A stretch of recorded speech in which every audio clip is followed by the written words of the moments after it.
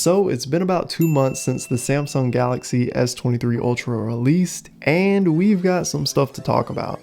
So let's talk about it. I'm going to start off by commenting on the camera. I'm going to try not to talk about the camera for too long, but I know it's something a lot of people are concerned about. And if you aren't concerned about it, just skip to this next timestamp.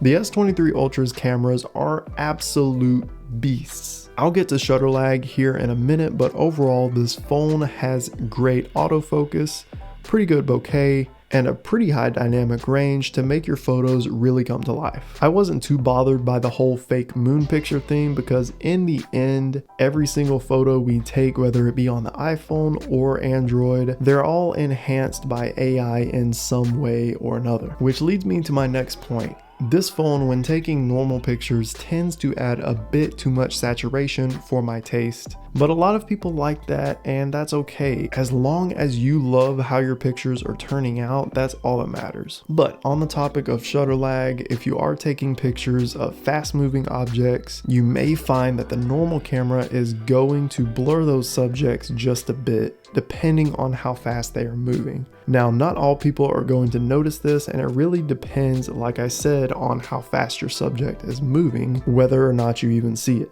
But if you are seeing it, in order to fully negate this, you'll want to take pictures in the Pro mode and crank up the shutter speed where it's fast enough to freeze whatever you are photographing.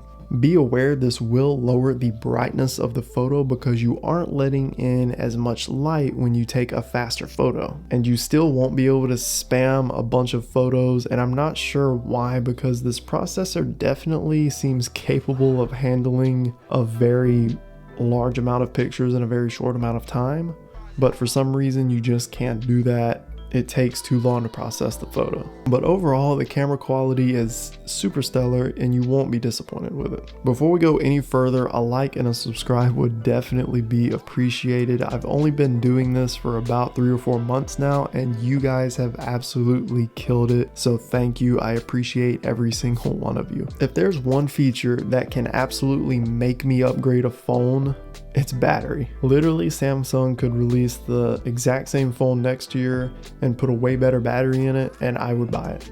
Battery is super important to a lot of people because the phone is arguably the most important piece of tech most people carry on them every day. We want to be able to use our phones that we paid sometimes over $1,200, $1,300 for without having to worry about it dying before we eat lunch.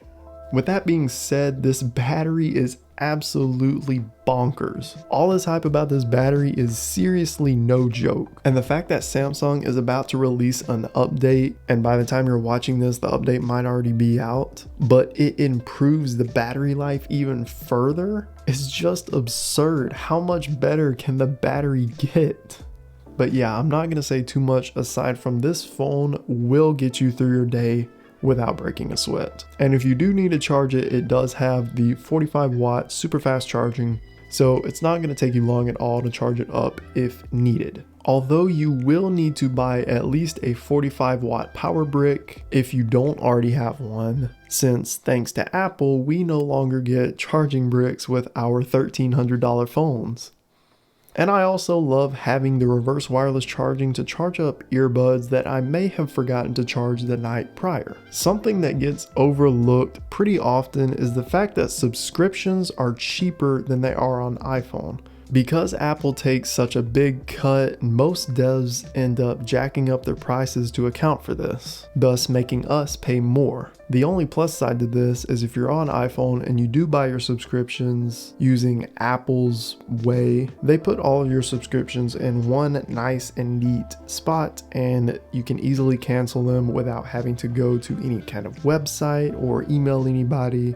But that's one of the only upsides. Is it worth paying more for? Maybe.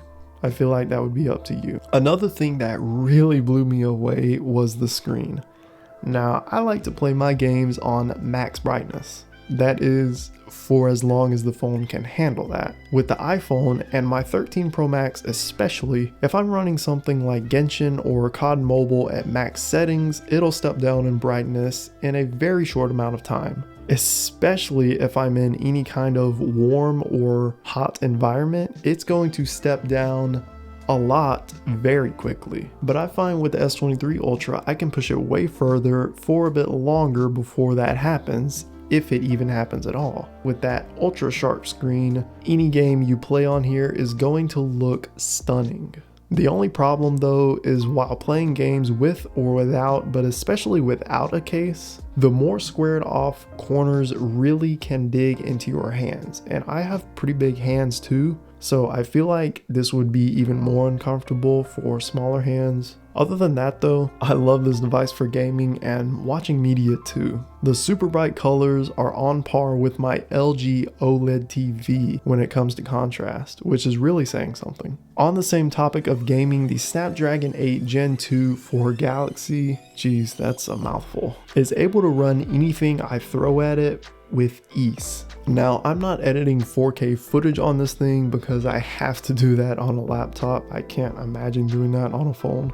But as far as gaming and photo editing goes, the phone has boatloads of power. I do also want to note that I'm using the 8GB of RAM version, and still it runs pretty amazing. So if you get the 12GB of RAM, you really shouldn't need to worry about any RAM issues. Honestly, RAM management, memory management in general with modern day phones has gotten so good that while yes, 12GB of RAM would be better, 8GB can suffice for a lot of people. The speakers sound pretty great too, and while I'm not an experienced audiophile, I can tell you they sound great to my ears. It's got two speakers, one on top underneath the screen and one on the bottom. You also get access to Dolby Atmos. I would say like I have Dolby Atmos on 90% of the time, just to get that richer, more 3D-ish audio. Although I will say if you sit the S23 Ultra next to an iPhone, a newer iPhone, and you crank them both up to full volume, the iPhone does have that more fuller sound at full volume.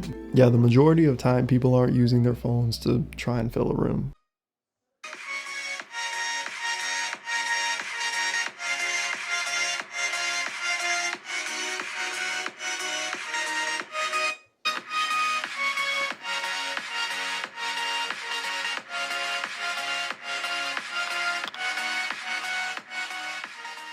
While many people call the S Pen a gimmick, I dove deep into it because I'm a productivity nerd, and anything I can do to become more efficient with my time, well, that's right up my alley. Being able to open an app in the press of a button, or minimize a window for reference in the bottom corner while I reference another page using glance is extremely helpful. Overall, air commands in general is just really underrated in my opinion. I've really been enjoying kind of the hidden productivity features that the S Pen has to offer. More videos on that to come. So 2 months in and I'm still learning things about this phone every single day, and I'm not quite sure that I'll ever learn everything this phone has to offer. One thing I'm noticing though is if you have a problem, you can more than likely go into settings and fix said problem. For instance, when I bought my speaking case and I threw it on my phone, my swipe navigation gestures quit working.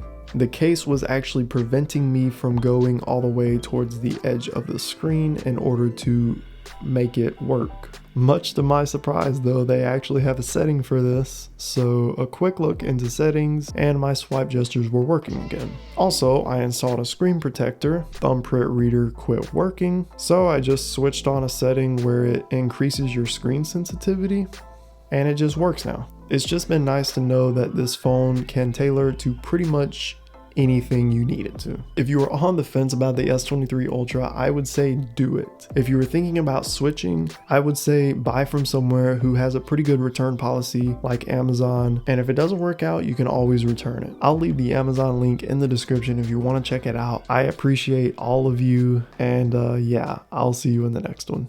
Peace.